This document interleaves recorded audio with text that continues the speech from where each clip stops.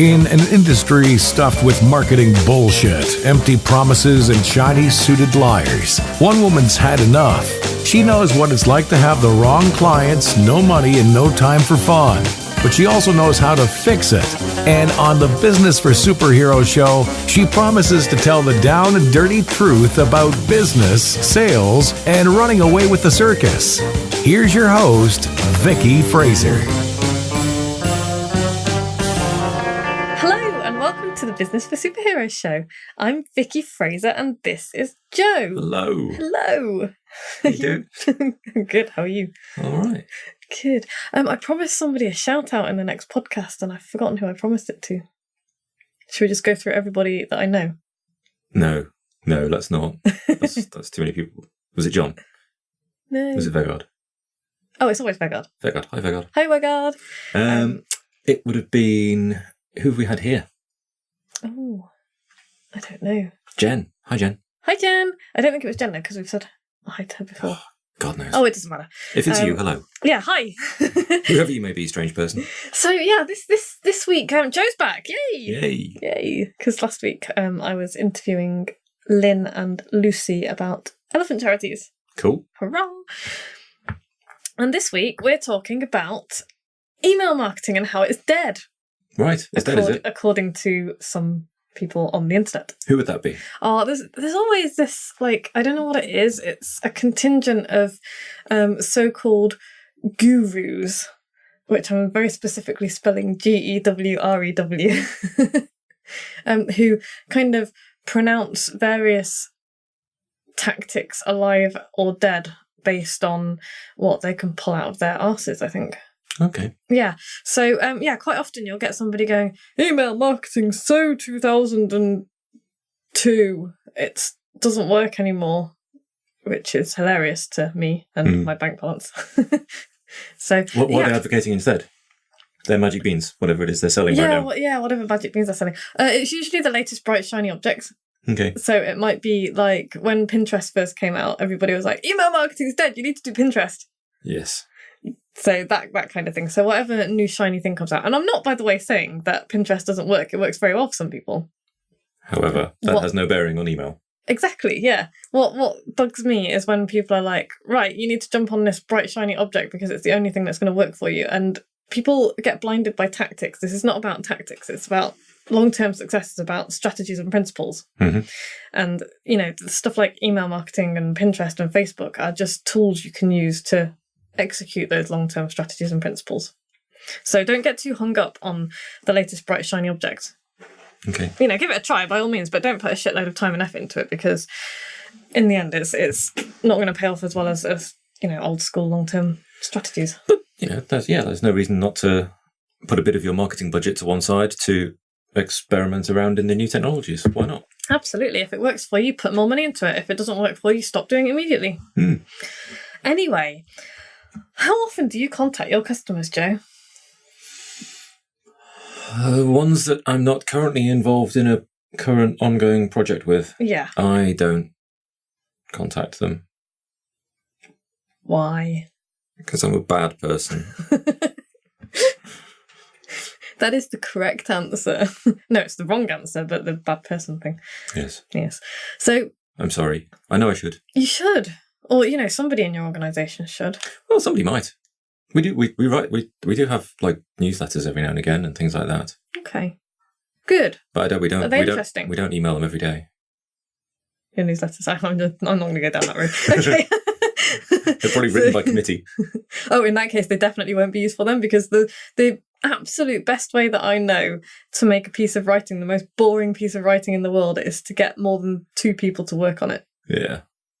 Absolutely the best way to make the most boring thing in the world. Knock all the sharp edges off it and say nothing. Yeah.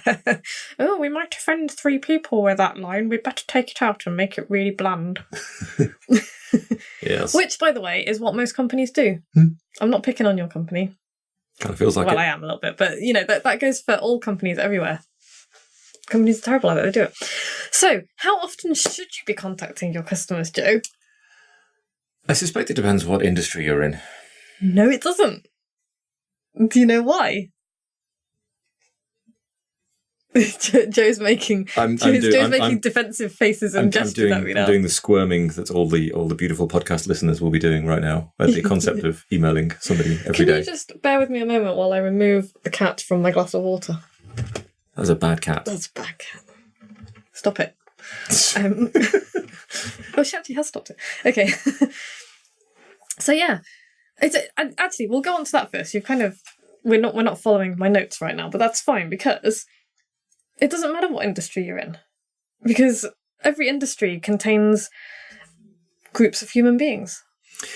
Is there not a point where people are, there's the stuff that I sell, so a company might buy once or twice a decade.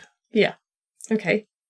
Well, that throws up an entirely separate issue in that what else can you sell them? Well, but yes, let's leave that aside for now. We'll do that in another podcast. So the idea of emailing them every day to sell them a thing every 5 years, I fear that they might just tell me to knob off. Okay, well, yeah, that is a risk, and let's address that question now because, well, firstly, you're not going to be bombarding them with sales messages every day. I don't do that. You read my emails sometimes. Do I do that? I'm usually selling something, but my emails aren't buy my shit. No, that's true. So let's think about why you want to email people. I say every day, but I'm aware that a lot of people are going to go, I can't possibly do that.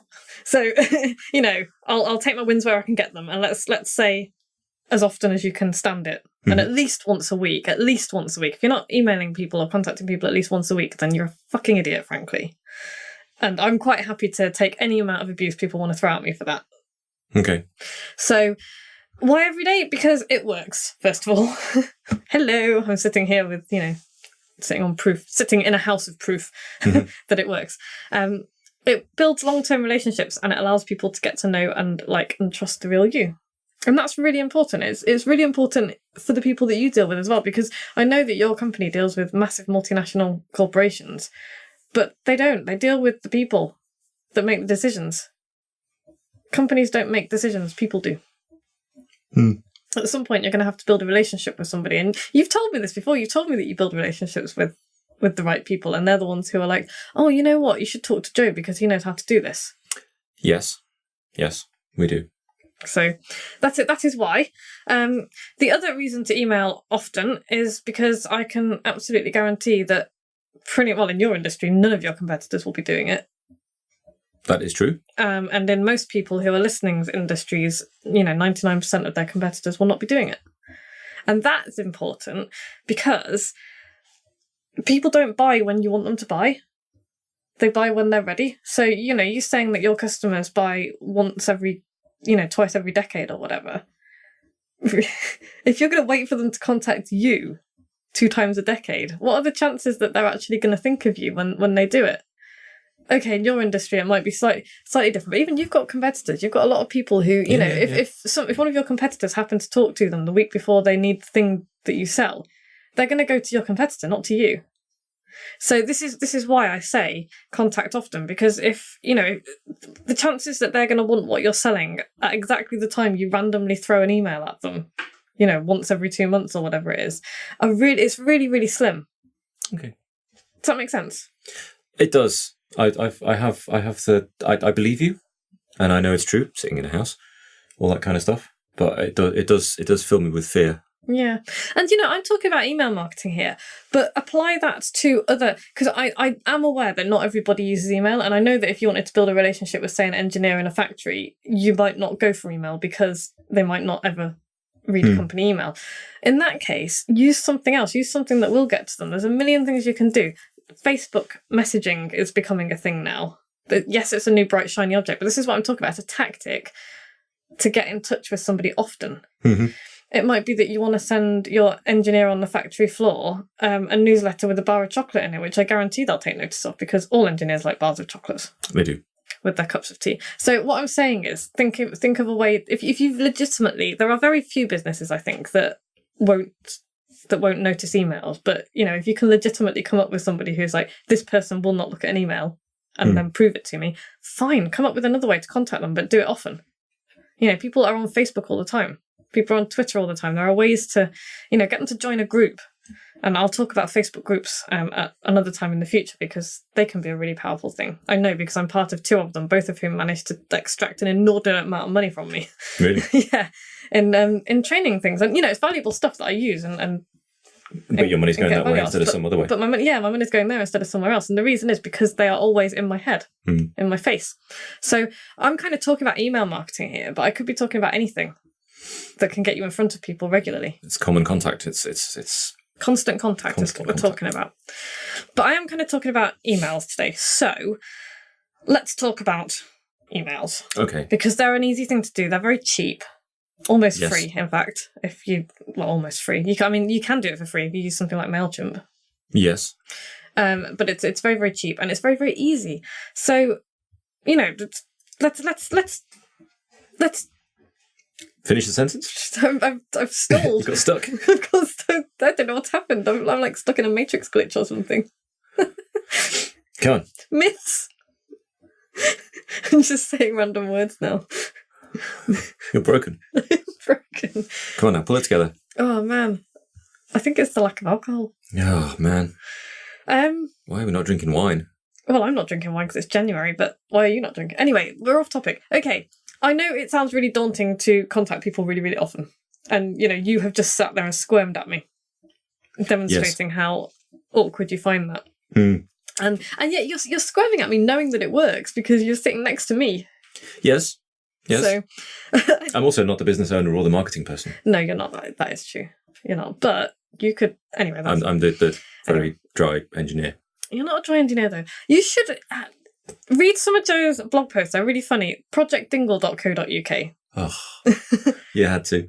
Oh, yeah. Oh, my goodness. I'd forgotten about that. Yeah. Also, you definitely should go to projectdingle.co.uk and read the latest blog. And even if you can't be asked to read it, scroll down to the end and watch the video because it's the funniest thing. So what's basically happening is I'm taking a tank out of the attic, a header tank. And the joints are really tight. So I've got a couple of spanners on these joints and I'm kneeling on the floor. Don't explain it. No, let people go and listen. And I've got ears in and I've got music on. Don't stop explaining. Just go and behold the wonder that is Joe's plumbing skills. Anyway, back to email marketing. I know it sounds really daunting to email people every day or even a few times a week. So at least buddy commit to emailing once a week. And if you think that this is a bad thing, here is a very quick result from me. So, leave aside the fact that I email people every day and I make money every day. When I launched my Write and Publish Your Book in Just 90 Days course, which is available at publishedin90days.com, I sent 10 emails over the course of 3 days on a weekend. Do you remember that? Because we were in Austria, weren't we? Yeah, we were in Austria. And I sold courses to the tune of just under £5,000. Yep. For 10 emails that took me a couple of hours to write. That's awesome, frankly. Mm-hmm. I remember your mum being confused at what was happening. Yeah, what is this witchcraft? Here comes money. Yeah, money has just landed in my account. So, yeah, that's a very, very quick result. And, there are people with massive multi-million-pound businesses who will make hundreds of thousands of pounds and dollars in the space of a few days. On a product launch. From sending a few emails. So... I don't know. The product has to exist as well. It does. The product does have to exist. Right. Although I have sold stuff, my Write Your Book in 90 Days course is awesome. Everybody who's done it has told me that it is one of the best courses they've ever done. And I only had the first module done when I launched it. Yeah, you sold it before you'd written it. I sold it before I'd written it, and I did that for 2 very, very good reasons. First of all, because I didn't want to... It's a massive course, isn't it?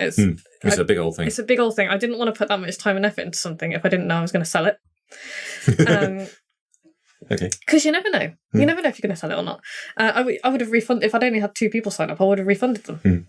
The second reason is that actually you can get quite a lot of insight for what people want after they've done the first couple of modules. They'll give you feedback and they'll tell you, I want this and that. And so I had the whole thing mapped out, but I didn't have it actually there and ready to go. Yeah. So we're kind of getting into product launches now. We should do a whole thing on product launches at some point. We should do a product launch. Yeah. But for now, anyway, that's why email marketing is awesome. But I wanted to bust 5 myths because there's 5 big myths that go around about email marketing. And I just wanted to quickly bust them because they're nonsense. Okay. And they might make people feel a bit better about doing it. Okay. So, myth number 1. You can read them out. Oh, okay. Nobody wants to receive marketing emails. That's not true. Well, it kind of is true, but it's not true. What they don't want to receive is boring old shite. So sales emails that just scream, buy now. So if the only time you ever hear from somebody is because they're trying to sell you something, and it's like, I've got this thing, buy it, then they're going to hate you for that because you're not giving them any value. You're not giving them, and by value, I don't mean teaching them something necessarily. I just mean... Not even being entertaining. Yeah. Or interesting. Exactly. Just sales. Yeah. And also they don't want those really boring corporate newsletters that people send out about what's going on in my business. Yes. Today, Sheila from accounts went for a run and, you know. Yep, that's true. So you know, the worst ones, though, are those ones that are clearly put together by somebody who's never actually sent an email to themselves and seen what it looked like in Outlook or whatever it is they use. Yes. Those ones that turn up and they're just lots of little red squares with X's in. Yes. And this is why... It's like, what are you doing, you lunatic? Am I really going to click yes, I'm going to want to download all of that content? I know. Because it's absolutely full of tracking shit. It is. It's full of tracking shit, which you actually want... you want to be able to track people's clicks, but you want them to want to click on it. Yeah. And so that's why you never see emails embedded in... you never see images embedded in my emails, partly because I'm quite lazy when it comes to that kind of thing. I want to work as little as humanly possible. And partly because I don't want people to just get a whole mess of red squares. I don't mind if, like, I've on quite a few lists where people will embed an image in an email, but the rest of the email will just be normal text. Will make sense, yeah. So I'll be able to read it. And there are emails where I'm like, actually, I want to see what the picture is because they're people that I give a shit about. And that's the key. You want people to give a shit about what you're writing. So I think Ash Ambage calls it the GAS test, the give a shit test. If people don't give a shit, they're not going to do anything, and that's really good advice. So yeah, very simple text only, or very simple HTML. So just your bold italic coding is what you want. You want your emails to look like they're coming from a friend, basically, or a colleague, or something like that, because that's the emails that we're interested in. It's not about being manipulative. It's about interesting people. It's also a damn sight quicker to do. Hell if you're going to do this every day or every couple of days or whatever your chosen frequency is, you don't want to spend half a day knobbing around trying to make it look pretty. No. Just write an email. And if, that's more expensive way to do it as well. So if you get a designer comes up to you and says, I can make you this beautiful email template for £300, tell them to take a hike. And if you're a designer, there are much better ways that you can make your money from clients and give value to clients than designing pretty email templates that are just going to look like a dog's dinner when they arrive in somebody's inbox. Spend that, offer them, make that money on them from designing a really useful direct response friendly website or a brochure that will get read or, something that's actually going to add value to them. So myth number 2, Joe. Myth number 2. People don't like to be sold to. Again, this is actually not true. And I am going to tell you a little story about my friend Jody's shop in Ludlow. Jody and Vicky, not me, a different Vicky, has opened a shop in Ludlow called Eclectica. And it's lovely. It is lovely. And they've worked so hard on it, and it's been a hell of a journey, which is a story they should be telling, and I've been on at them for that. But they have this beautiful shop. They sell clothes, they sell knickknacks. Jewellery. The odd bit of homeware, so candles and that kind of thing, and also somewhat randomly Aquapack stuff because Jody's husband is involved. Is he the director of Aquapack? He's one of the directors, yeah. Yeah, which is a cool company, by the way, that sells you stuff that you can put your stuff in and take it underwater. Yeah, it's cool. Clones and keeps your stuff dry. Aquapack, clues in the name. Anyway, Eclectica shop is awesome. I needed a dress for your work Christmas party. Actually, yes, you did. I say need a dress. I wanted a new dress. And so I was like, right, I'm going to go to Jody's shop. And I hate shopping. How much do I hate shopping? You hate shopping. I hate shopping. I hate shopping because there are other people in the shops and I find it very stressful because I don't really know what suits me. And I'll try something on and you'll be like, that makes your bum look massive. And I'll be like, I don't know what to do now. And it's just a tragic waste of everybody's time. So I'm not always negative though. There's things I like. Oh yeah, that's if I look good in something, John will be like, that's awesome, buy that. And sometimes even buys it for me, which is great. Anyway, but I hate shopping. I find it stressful and unpleasant. And I think actually quite a lot of women feel the same way. This myth that we all love shopping is bullshit. Mm-hmm. So I went to Eclectica to see Jody, and she walked. Well, first of all, she put a glass of bubbly in my hand, which is always a good way to get me on side. And then she walked me around the shop and was like, "Okay, where are you going? What are you doing? What type of style do you like?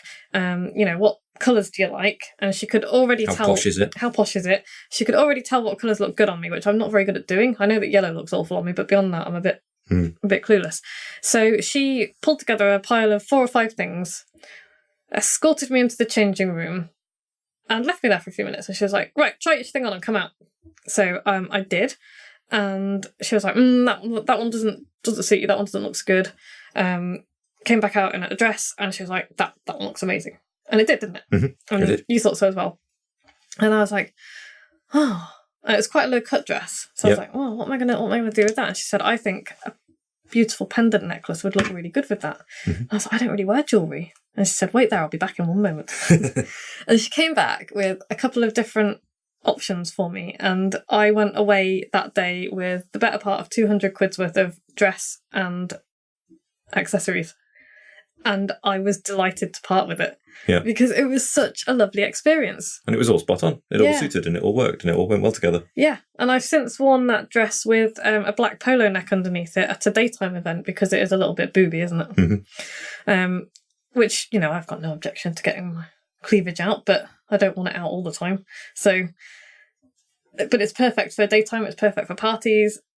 Cool. The necklace I love, and I'm not a big jewellery person. So people do like being sold to. Yeah, they do. But you just have to not scream "buy my shit now" at them, because they won't like that. And the way I sell in emails is very gently. I tell stories.